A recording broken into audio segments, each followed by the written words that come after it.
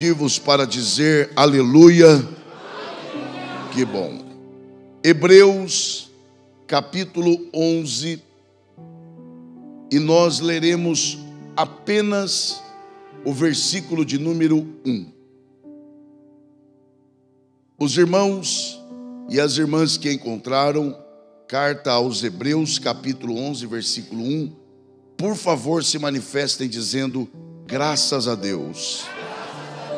A palavra do Senhor diz assim a nós: ora, a fé é o firme fundamento das coisas que se esperam e a prova das coisas que se não veem.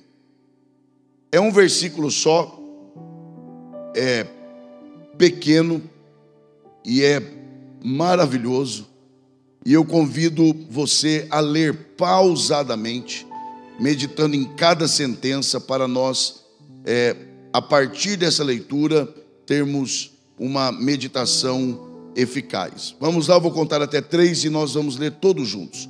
1, 2, 3. Ora, a fé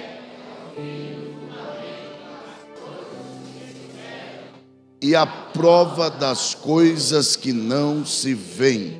E os que podem, digam amém. Muito obrigado. E que Deus, por graça, mais uma vez, abençoe a exposição de sua palavra. Eu devo começar reconhecendo que esse é um dos textos mais conhecidos daqueles que nós temos acesso na Bíblia Sagrada. Esse texto é tão conhecido e familiar que é muito provável que, quando eu mencionei que leríamos Hebreus capítulo 11, alguns irmãos aqui já assimilaram que nós leríamos alguma coisa relacionada à fé. Isso é prova de que, em algum nível, nós estamos familiarizados com esse texto esse que eu particularmente o considero como um dos textos clássicos da Bíblia. E quando eu me refiro a ele desta forma, eu estou me referindo a ele como um dos textos mais amados, apreciados, lidos, e por que não dizer um dos textos mais pregados pelos pregadores. Com isto, eu estou tentando dizer aos irmãos que eu reconheço que esse é um texto com o qual nós estamos familiarizados, e eu diria mais, de certa forma até acostumados. Porém, se nós queremos, e os que querem, é claro, se nós queremos de verdade, pelo menos tentar, com a ajuda de Deus, é lógico, entender primeiro por que esse texto está aqui escrito desta forma. Então, a pergunta primeira é: por que o Espírito de Deus inspirou o escritor desta carta a escrever e a dar uma definição e a conceituar o que é fé? Por que ele faz isso? Em segundo lugar, se queremos de verdade também entender, além do porquê, o para que esse texto está aqui escrito desta forma, se queremos de verdade, pelo menos tentar responder a essas questões e trazer para nós lições espirituais, práticas e atuais, é preciso trilhar pelo caminho correto da interpretação desse texto. E o primeiro passo nesta direção não é olhar apenas para o que lemos, é preciso olhar para além do que foi lido. Quando eu estou dizendo de olhar para além, eu estou dizendo que é preciso que nós precisamos olhar para a carta como um todo. Ninguém consegue entender uma correspondência lendo apenas um parágrafo ou uma parte. Se você quer ter uma compreensão correta de uma carta ou uma correspondência que você recebe, você precisa levantar questões básicas, como por exemplo, quem escreveu esta carta? A quem foi escrita? Qual é o tema central e qual é o objetivo daquele que escreveu esta carta? Por isto, para nós entendermos, corretamente o texto que nós lemos, nós precisamos dedicar, ainda que pouquíssimos minutos, para nos lembrarmos algumas verdades que envolvem não só o texto lido, mas a carta como um todo. Quem escreveu esta carta? É lógico que, se não todos, pelo menos a maioria dos que aqui estão, sabe que não se sabe ao certo quem escreveu esta carta.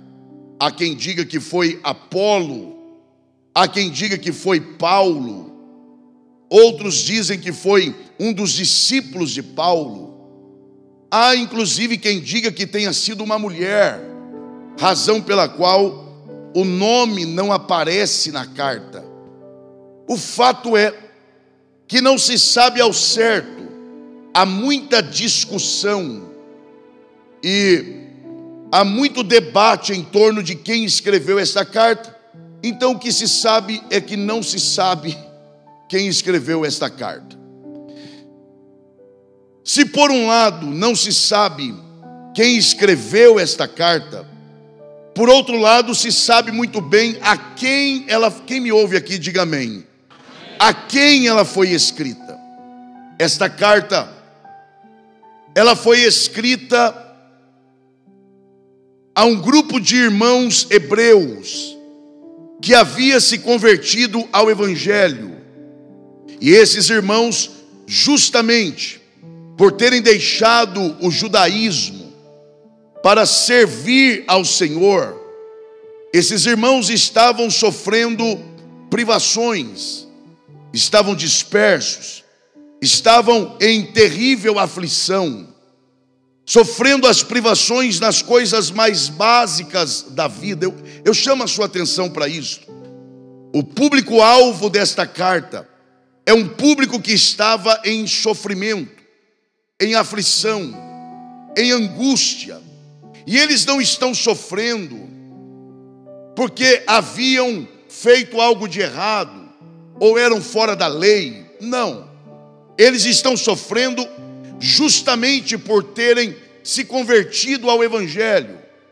Eles estão privados das coisas mais básicas da vida e vivendo aflitos, dispersos, como fugitivos, por serem fiéis ao Senhor. É a estes que o escritor desta carta escreve e envia esta carta. E quando ele envia esta carta a esses irmãos em aflição, ele escreve com alguns objetivos muito claros. Primeiro, ele escreve para confortar esses irmãos. Ele escreve para consolar esses irmãos. Ele escreve para fortalecer a fé desses irmãos. Mas ele escreve também para advertir. Eu diria mais, no bom sentido da palavra, exortar esses irmãos, no sentido de que eles deveriam estar alertas. Eu chamo a sua atenção para isto. Eles deveriam estar alertas, porque como eles haviam migrado, se convertido do judaísmo para o cristianismo, e estão sofrendo por isso, eles são tentados constantemente a desejarem voltar às práticas antigas. É aí que o escritor aos Hebreus escreve esta carta, para exortá-los, adverti-los sobre o perigo de eles serem tentados e até voltarem às práticas antigas. Quem me ouve aqui, diga amém. E como é que ele faz isto? Ele não faz isto apenas dizendo: isto é certo e isto é errado. Não, ele faz isto apresentando quem é de fato Jesus. E ele apresenta Jesus como a base, o fundamento da nova aliança. E ele diz que esta nova aliança, ela é superior à aliança antiga. E vejam, eu poderia citar aqui vários exemplos que ele dá, mas eu vou citar apenas alguns. Ele diz, por exemplo, que Jesus é superior a Moisés. Em segundo lugar, ele diz também que Jesus é superior aos próprios anjos. Como quem diz, os anjos são seres celestiais? Sim. São santos? Também. Tem a sua importância? Também. Porém, Jesus é superior aos anjos. Ele ainda diz e escreve a esses irmãos, afirmando que Jesus é superior ao próprio Josué.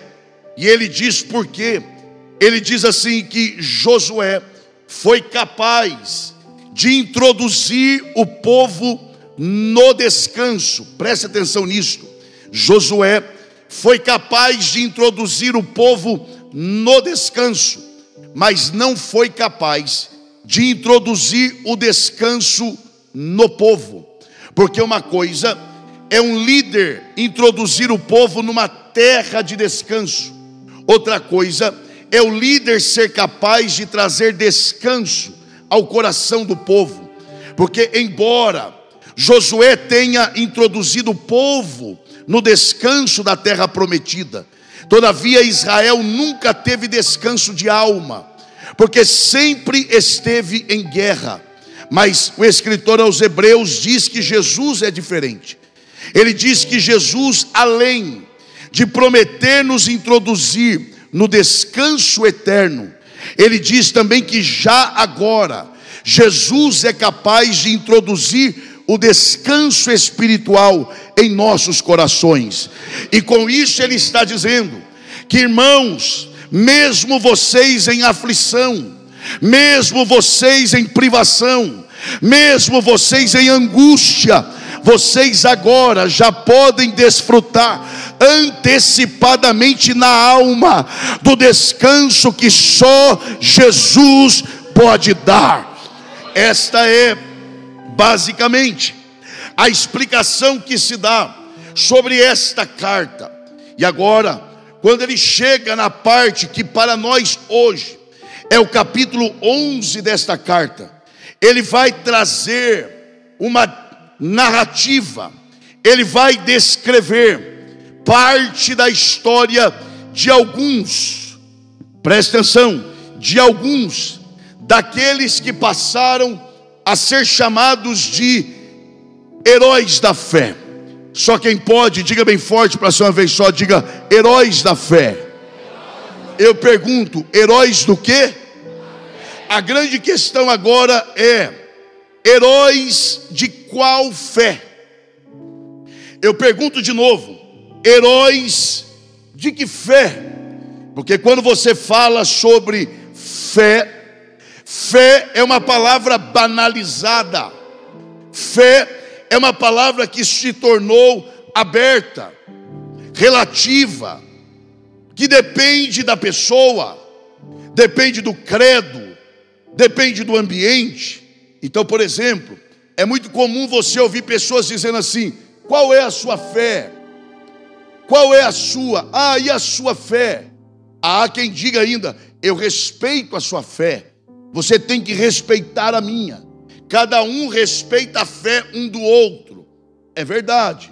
Mas quando você olha para a Bíblia, e o escritor no capítulo 11 vai discorrer sobre estes que são chamados de os heróis da fé, a pergunta aqui é esta: eles são heróis de que fé? A que fé ele está se referindo? Que moveu esses homens, que moveu estas mulheres a viverem da forma que viveram. E lembrem-se, não se preocupe que nós vamos chegar lá. lembrem-se que ele está escrevendo isso aqui a um povo que está sendo provado, a um povo que está em aflição, a um povo que está em privação. E por que ele traz o exemplo desses homens do passado? Justamente para servir de exemplo, para servir de base, para servir de incentivo, para servir de alguém que diz assim: é possível em meio à aflição se manter fiel. Porque quem são esses heróis da fé? Ele descreve dizendo: homens dos quais o mundo não era digno. Tá, e como é que esses homens viveram? Só algumas descrições.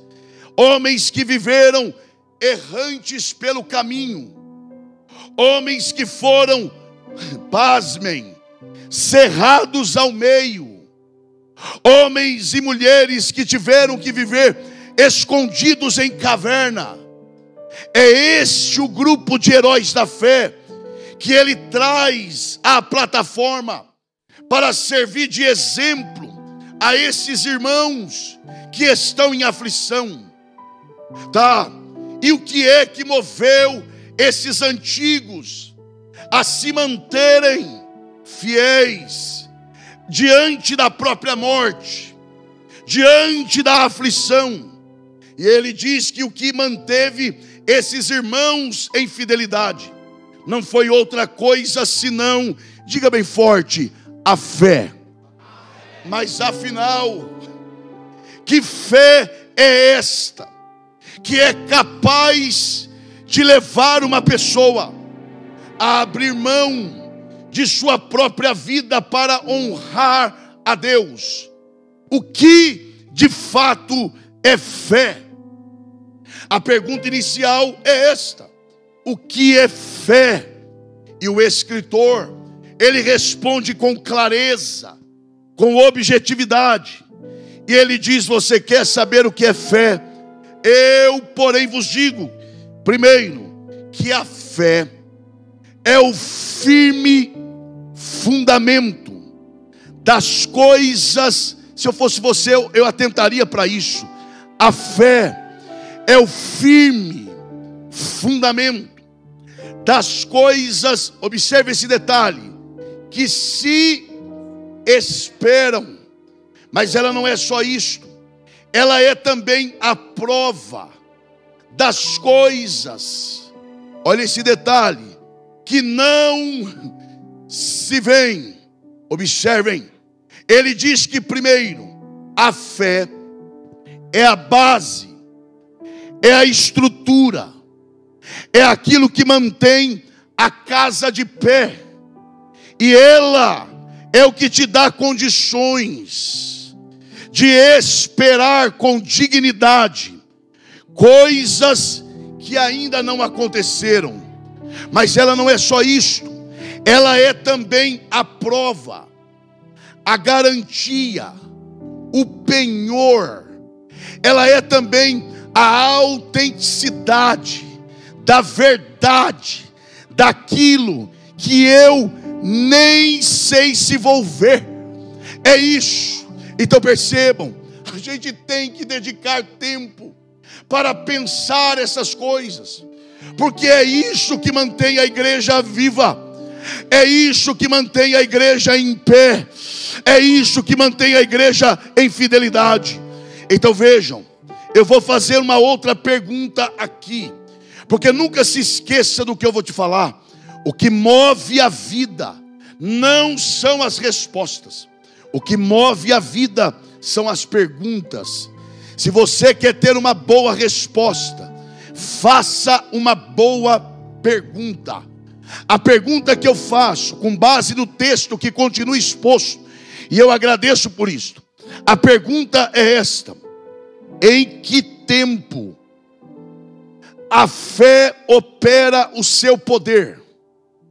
Eu pergunto de novo: qual é o tempo em que a fé opera o seu poder? Eu vou ampliar a pergunta para ficar mais fácil. A fé opera depois que eu recebo o que quero.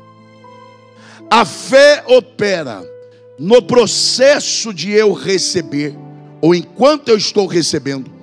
Ou a fé opera o seu poder antes que eu receba, depois, durante ou antes? Eu estou perguntando. Depois, durante ou antes? É antes. A fé, ela não trabalha depois. A fé não trabalha durante. A fé, ela trabalha antes que aquilo que eu quero chegue. Antes que aquilo que eu quero ver seja visto. Olha o que ele diz: que a fé é o firme fundamento das coisas que chegaram. Vamos lá, que chegaram, que vão chegar, eu não sei. Não é isso que ele diz. Ele não diz que a fé é o firme fundamento das coisas que vão chegar. Não, ele diz que ela é o fundamento das coisas que se esperam. Chegaram? Não. Vão chegar? Não sei. Pelo menos os heróis da fé morreram sem receber. O próprio pai da fé, e tem gente que quer ser mais do que o pai da fé, a não ser que você seja o avô dela. Abraão morreu sem ver o cumprimento da promessa. Se ele, sendo pai da fé, morreu sem ver o cumprimento da promessa, quem somos nós para exigir ver tudo o que queremos ver? Ora, então, em que tempo, nós vamos chegar lá, em que tempo a fé opera? A fé opera antes. Se você pode, diga bem forte: a fé opera antes que aquilo que eu quero aconteça. Na verdade, a fé verdadeira, esta fé bíblica, ela é mais fidelidade do que qualquer outra coisa. Para você gravar, e só quem quer, claro, e vai ser uma vez só, eu prometo. Diga assim: a fé é mais fidelidade do que qualquer outra coisa. Eu vou tentar te mostrar histórica e biblicamente o que eu quero dizer que a fé é fidelidade. Por exemplo, Jó, no auge do seu sofrimento, no auge de sua dor, é verdade, Jó pediu a morte. E aí tem crente que, desavisado ou não, eu não sei, ele está sofrendo alguma coisa, ele diz assim como Jó: eu vou pedir a morte. Aí ele abre o bracinho, fecha os olhinhos e diz: Senhor, está demais, me leva, me mata. Deus deve olhar e rir dessa pessoa. Ah, mas Jó pediu a morte. Vejam, a questão não é se ele pediu ou não pediu. A questão é por que ele pediu a morte. Ah, ele pediu a morte porque estava sofrendo. Não é verdade. Jó não pede a morte porque estava sofrendo. Jó, conforme Jó capítulo 6, versículo 10. Jó, ele como ser humano, ele percebe que o seu sofrimento é tão agudo, é tão acentuado, que ele já antevê que se continuar nessa toada, ele iria blasfemar contra Deus. Então ele se antecipa a isto. Ele se coloca diante de Deus e diz: Senhor, se continuar assim, eu vou te negar. Então eu prefiro que antes que eu te negue, que o Senhor tire a minha vida, porque eu prefiro a morte do que negar o teu nome. Eu prefiro a morte do que blasfemar contra o Senhor. Ou seja, a fé não é apenas aquilo que faz você ganhar o que quer. Não, a fé, ela exerce a capacidade do crente de permanecer fiel a Deus em meio à tribulação. Se você pode, levante uma de suas mãos aos céus. Mas é para dizer bem forte mesmo. Diga bem forte assim: a fé não é a certeza de que tudo vai dar certo. Um pouco mais forte, diga: a fé é o que me dá condições de continuar acreditando em Deus, mesmo quando tudo está errado. Aleluia. Está tudo fora do lugar, Deus é Deus. Aquilo que eu quero não chegou, Deus é Deus.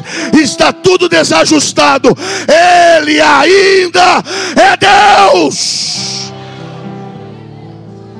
Quer ver? Pastor, o senhor tem base? Bom, tá aí a base. Mas nós podemos citar Paulo. Paulo, ao escrever aos Efésios, no capítulo 6, ele trabalha as armas da nossa batalha. Batalha essa que, segundo Paulo, não é uma batalha carnal. Quem me ouve aqui, diga amém. Mas é uma batalha espiritual. Portanto, batalha espiritual não se vence com armas carnais. É preciso lutar com armas espirituais. E eu acho lindo, pastor Boanerges, e me dirijo ao senhor com respeito, é claro, como ele descreve essas armas. Couraça da justiça, o cinturão da verdade. O cinturão da verdade é o que sustenta todas as demais, porque se tirar o cinto, tudo se desfaz. Ele fala do capacete da salvação. Ele fala das sandálias da preparação do evangelho. Escute isso aqui por amor à sua alma. E aí ele fala de mais duas armas. E aí eu abro um parênteses aqui. De que adianta ter armas poderosas e certas se nós não soubermos usá-las? Vou dizer mais. De que adianta? Não gela muito não, senão tá, é de Deus. O senhor sofre comigo, pastor? As aflições de o ar para cima? Obrigado. Veja, Paulo, ele fala de outras duas armas. Mas de que adianta termos as armas certas se não soubermos usá-la? Imagine comigo, quem me ouve aqui, diga amém. Imagine comigo uma faca bem afiada de cozinha nas mãos de uma boa cozinheira, domingo às 10:30 da manhã. É a certeza de que alguma coisa boa vai acontecer. Agora imagine esta mesma faca, no mesmo horário, no mesmo lugar, nas mãos de uma criança de 2 anos. É a certeza de uma tragédia. É a mesma faca. Olhe para cá, eu vou repetir. É a mesma faca. Mas se estiver nas mãos erradas, de nada adianta. Paulo, ele fala sobre essas outras duas armas. Quais seriam essas outras duas armas? Primeira, ele fala da palavra, que ele chama a palavra de espada do Espírito. E depois ele fala de uma outra arma, que ele chama de escudo da fé. Então diga bem forte assim: a palavra é a espada do Espírito. Diga aí: a fé é o escudo. Olhe bem para cá. Nós não vamos precisar de muito tempo, para respondermos isso. Espada é instrumento de ataque ou defesa. E escudo. Então por que a gente fica usando a fé para atacar? Por que a gente fica declarando as coisas pela fé? Eu declaro pela fé. Está declarado pela fé. Eu venço pela fé. A fé não é para isso. Que silêncio maravilhoso. Nós precisamos olhar para a Bíblia. O problema é que vão surgindo frases de efeito que parece que se tornam doutrinas. Doutrina é a Bíblia, e a Bíblia não chama a fé de espada. A Bíblia chama a fé de escudo. Aí tem gente atacando com a fé e defendendo-se com a palavra. É só olhar o exemplo de Jesus. No deserto, ele venceu o diabo defendendo ou atacando? Atacando. E ele atacou pela fé ou pela palavra? Pela palavra, dizendo, está. Mas quando Paulo fala sobre a fé, ele chama a fé de o escudo da fé. Escudo para quê? Ele diz, para apagar os dardos inflamáveis do diabo. E ele se manifesta aonde? Na mente. Eu repito, na mente. Quando o diabo se apresenta a você que está em aflição e começa a questionar a natureza bondosa de Deus, ele começa a dizer, Deus é bom? Aí você diz, claro que é. O pastor Boanerges ensina que Deus é bom, então ele é bom. E aí o diabo começa a questionar se ele é bom. Então por que ele permitiu que você sofra o mal? Deus é poderoso? Claro que ele é todo poderoso. Então por que ele não faz o que você quer que ele faça? Deus te ama? Claro que ele me ama. Então por que ele permite você sofrer como você está sofrendo? É aí que floresce a fé. É nesse campo que a fé aparece para te dar condições de responder à altura a esses dardos inflamáveis, dizendo, se Deus fizer ou não, para mim ele continua sendo Deus, porque tudo que ele poderia fazer por mim, ele já fez na cruz do Calvário, por meio de Jesus Cristo.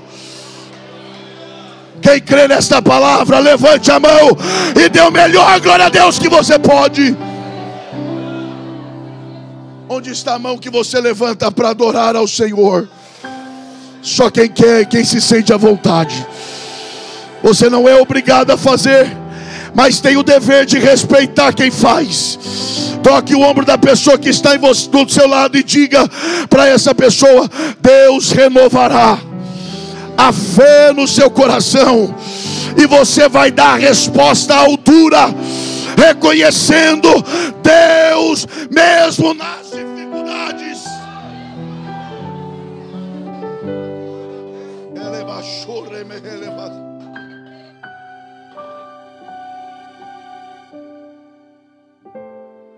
Ou seja, vamos repetir isso aqui.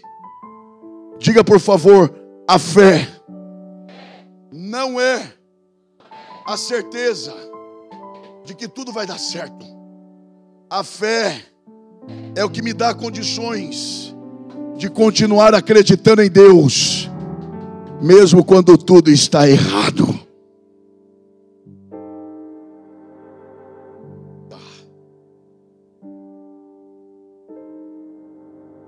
Mas de onde vem a fé? Quem ainda está interessado na palavra, diga amém. De onde vem a fé? Eu já perguntei aqui, o que é fé? Em que tempo a fé opera? A pergunta agora é, qual é a fonte desta fé? E lembre-se, se puder me ajudar só no retorno aqui, e eu não falo mais sobre isso. E lembre-se, a fé aqui não é uma fé genérica. João, por exemplo, na sua primeira carta, ele diz: e esta é a vitória que vence o mundo. Veja que ele não fala: e estas são as vitórias. A arma é uma só, que vence o quê? O mundo. Que mundo é esse? Não é um mundo natural, não é um mundo humano. Esse mundo é um mundo sistema, que é inimigo de Deus, que se opõe a Deus, à sua igreja e à sua palavra. E João diz que só existe uma arma capaz de enfrentar e vencer este sistema. Qual é esta arma? Ele não diz a fé, ele diz a nossa fé. Então eu pergunto: qual é esta arma? A nossa. Vamos de novo? Qual é esta arma? Então não é qualquer fé. Não é a fé que você quiser. Não. É a... Não adianta. Eu vou insistir até vocês irem. Porque não adianta eu sair daqui e todo mundo falar: que culto maravilhoso. Ô, mensagem. Foi sobre o quê? Eu não sei não. Eu só sei que foi bom. Bom como? Então vai de novo. Que arma é essa? Então não é qualquer fé, é a nossa fé. Bom, se não é qualquer fé, e é a nossa fé, quem é a fonte desta fé? A Bíblia responde. Se eu fosse você, olharia para cá. A Bíblia responde, capítulo 12 de Hebreus. Se der, projete aí, por favor. Olha lá. Vamos ler pausadamente. E eu vou pedindo para vocês pararem à medida que eu precisar. Vamos lá. 1, 2, 3. Portanto, para. Só aí. Por favor. Portanto. Porque não adianta atropelar. Portanto, o capítulo 12 é a sequência do capítulo 11. O que é que ele está falando do capítulo 11? Heróis da fé. Capítulo 12. Portanto, irmão, faz um esforço para você entender isso aqui. Portanto, o que é que ele está dizendo? Já que você leu o que veio antes, observe o que vem agora. Vamos seguir agora? Portanto, nós... Para lá. Eu vou esperar todos me olharem aqui. Quando ele diz, nós também, ele está dizendo, essa história que vocês leram, não é só deles, é de vocês também. O que ele está dizendo é, gente, não perca isso não. O que ele está dizendo é, vocês são a sequência do que eles começaram. Vocês estão sofrendo, eles também sofreram. Mas assim como eles alcançaram testemunho, vocês também alcançarão. Nós também. Olha agora. Vamos lá. Portanto, nós também, pois que estamos... Para lá. Quem é esta nuvem de testemunhas? Aí alguém diz assim, são os demônios que estão na plateia dizendo, você vai perder, você vai perder. E eu vou dizer, não é isso não. Então são os anjos que estão dizendo, você vai ganhar. Também não. Alguém vai dizer, então é a sociedade que está nos observando. Você pode até aplicar assim. Mas originalmente falando, não é isso. Então quem é esta nuvem de testemunha? É que tem que ler direitinho. Portanto, nós também, pois que estamos rodeados de uma tão grande nuvem de testemunha. Quem é essa nuvem de testemunha? É essa turminha que veio atrás. São os heróis da fé olhando e dizendo assim: eu quero ver o que vocês vão fazer com o que nós entregamos para vocês. Eu vou repetir, porque daqui a gente vê tudo. E eu quero que todos entendam isso aqui. O que isso aqui quer dizer é legado. Esses heróis da fé estão olhando para nós e dizendo: eu quero ver o que vocês farão com aquilo que nós começamos e entregamos para vocês. Vocês querem honrar como eles honraram? Eu estou perguntando. Vocês querem honrar como eles honraram a Deus? Só existe uma forma. Deixemos todo o embaraço. É desagradável, mas é o que tem para agora de manhã. Daqui a pouco vem um bálsamo por aí. Deixemos todo o embaraço. Está desconfortável, né? É assim mesmo que tem que ser. Deixemos todo o embaraço e o pecado. Vamos usar bem o tempo que nós temos? O tempo é precioso. É para deixar o quê? Não é pecado não. Lê direitinho lá. Vai lá. É para deixar primeiro o quê? Não é o embaraço também. É todo. Vai de novo. É para deixar o quê? Vamos lá. O que é que vem antes? Embaraço ou pecado? E o que vem depois? Porque ninguém começa pecando,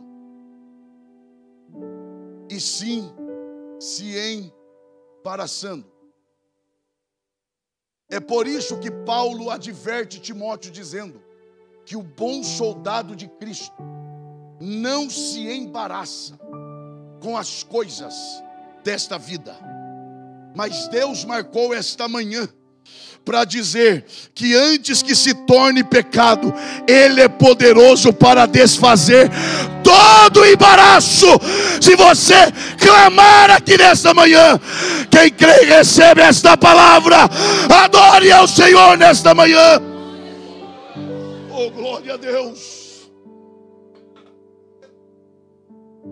Aleluia. E aí ele usa o verbo, já estou encerrando. Ele usa o verbo correr. Ele diz, repita bem forte: corramos. Não, o Nani chegou, mas ele é de boa. Diga: corramos. Essa ideia de correr aqui, ele traz da arena. É para parar? Ah, tá. Ele traz a ideia da arena. Aquela corrida de troca de bastão.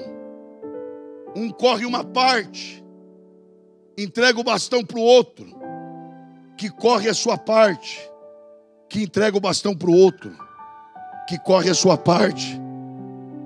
Corramos com paciência a carreira que nos está proposta. Olha agora o versículo 2. Eu não esqueci da pergunta não. Olhando para onde? Não, está errado. Não é para onde, é para quem. Como por exemplo aquele texto: para onde iremos? Preste atenção aqui. Não é para onde iremos. Jesus não é um lugar. Jesus é uma pessoa. Pedro não diz para onde iremos. Pedro diz a quem iremos. Se só tu tens palavras de vida eterna.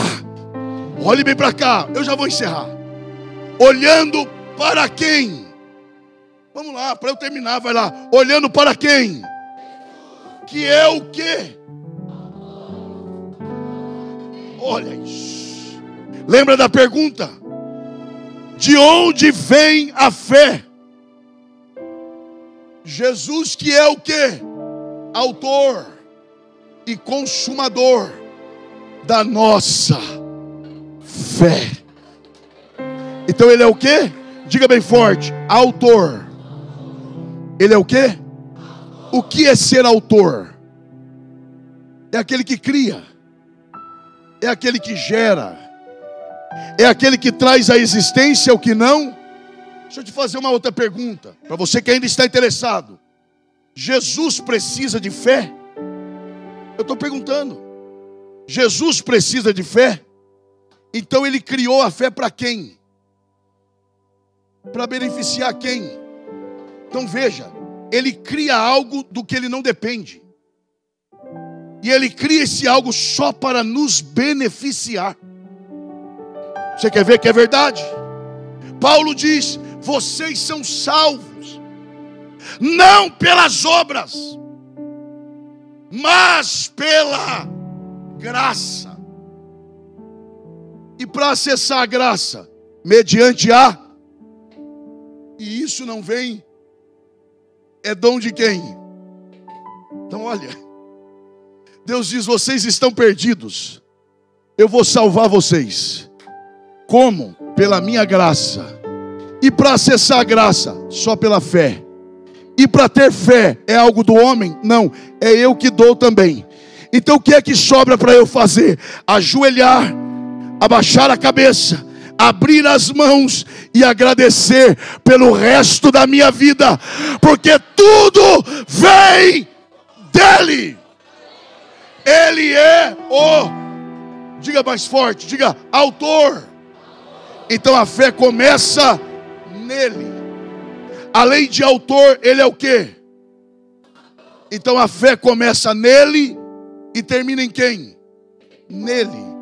Afinal, Paulo disse: porque dele, e por ele, e para ele, são todas as coisas. A fé começa nele.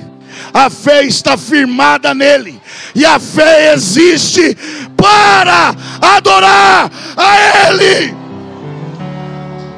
Só quem crê nessa palavra se coloca em pé, adorando ao Senhor. Nós vamos encerrar. Mas eu tenho a última pergunta para fazer. Quem ainda me ouviria uns 3, 4 minutos? A pergunta última aqui é esta.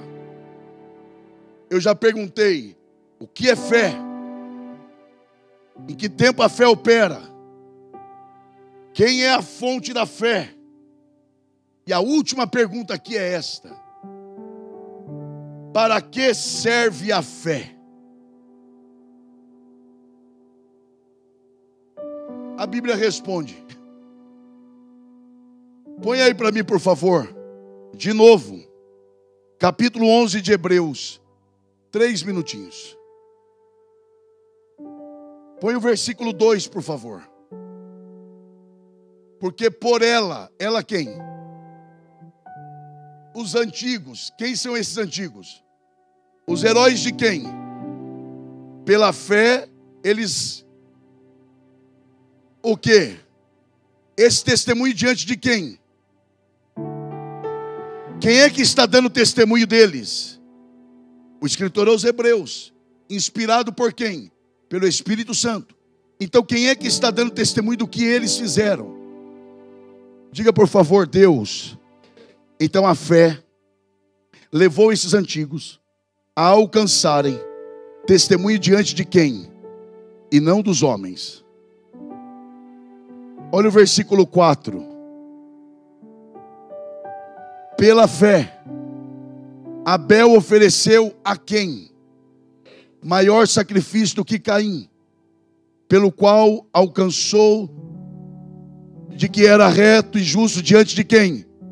Vejam, a fé levou Abel a oferecer um sacrifício que agradou a quem?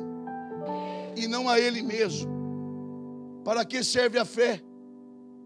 Versículo 6 encerra: ora, sem fé, agradar. Então a fé não trabalha para mim. A fé não é um instrumento que está à minha disposição para me servir nos meus interesses pessoais. Aí está, sem fé é impossível agradar a quem? Então a fé existe para agradar a quem?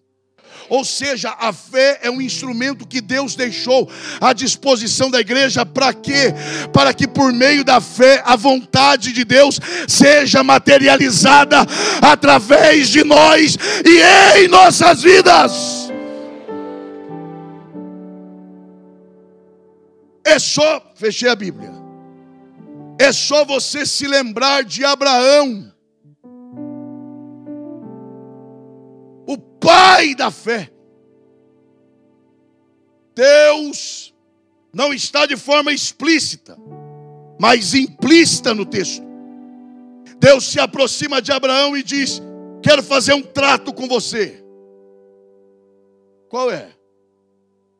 Se você onde chegar me honrar e falar quem eu sou, eu garanto que onde eu chegar eu vou falar de você. Fechado? Quem é que não fecha um negócio desse? Aí Abraão viaja, chega numa terra longínqua e alguém pergunta: quem é você? E Abraão responde: eu sou servo do Deus Altíssimo. Abraão já está morto. Deus visita a terra e alguém pergunta: quem tu és? E Deus responde: eu sou Deus de Abraão. E ainda traz alguns na rabeira, de Isaac e de Jacó. Porque se você cumpriu a sua parte pela fé, eu cumprirei a minha. Quem está entendendo a voz de Deus aqui nessa manhã? Nós vamos orar. E acredito que logo em seguida meu amigo Nani Azevedo estará louvando ao Senhor. E eu tenho certeza que seremos abençoados por Deus através de seu ministério. Mas quem aqui ouviu a palavra, diga amém. Quem entendeu a mensagem, diga graças a Deus. Quem deseja ter esta fé, não para benefício próprio, mas para que em meio à aflição você seja capaz de honrar a Deus. Quem deseja isso? Senhor Deus, em nome de Jesus, o teu filho, eu te agradeço pelo privilégio de estar com os meus irmãos aqui pela manhã e servi-los com a tua palavra. Ó Deus, esta palavra que é a verdade, esta palavra que nos orienta e nos ensina e que serve-nos como farol para nos dar luz em meio à escuridão, para nos dar direção em meio à incerteza. Ó Deus, o Senhor conhece os nossos corações, o Senhor sabe os caminhos pelos quais nós temos trilhado. Mas uma coisa eu lhe peço: aplique esta palavra no mais íntimo do nosso coração e gera em nós esta fé bíblica, gera em nós esta fé verdadeira, gera em nós esta fé genuína, da qual o Senhor é a própria fonte, e por isso não pode ter mistura. Ajude-nos a honrarmos o teu nome em meio às dificuldades. Ajude-nos a orarmos como Abacuque orou. Pode faltar o mantimento, o fruto da vide pode mentir, a figueira pode secar, os gados serem roubados. Todavia nós queremos nos alegrar no Senhor, exultar no Deus da nossa salvação, em nome de Jesus. E os que recebem digam amém. Que Deus os abençoe.